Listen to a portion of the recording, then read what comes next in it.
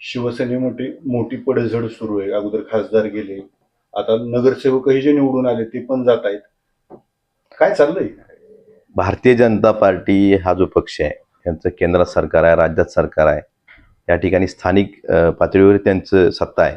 अशा वेळेस असे फोडाफोडी करण्याची त्यांना गरज का पडावी? तर याच्या मागचं कारण एकच आहे की लोकभावना भारतीय जनता पार्टीच्या विरोधात गेलेली.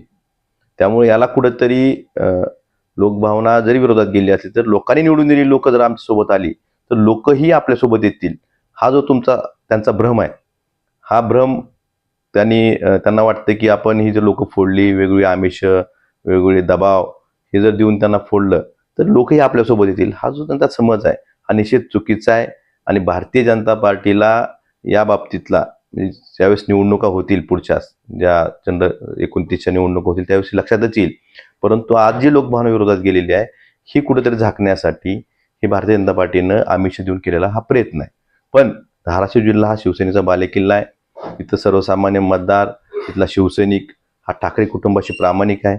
आणि इथून पुढच्या काळातही जे सर्वसामान्य माणसं आहेत ज्यांची संघर्ष करायची तयारी आहे, अशा तरुणांना सोबत घेऊन या ठिकाणी संघटनेची पुनर्बांधणी करू. आणि याआधी ज्या आमच्या चुका झाल्या असतील त्यातून आम्ही धडा घेऊ, माणसांच्या बाबतीत किंवा ज्या चुका आमच्याकडनं झाल्या असतील त्यातून धडा घेऊ. आणि जे चुकलेत त्यांना धडाही शिकवू आम्ही.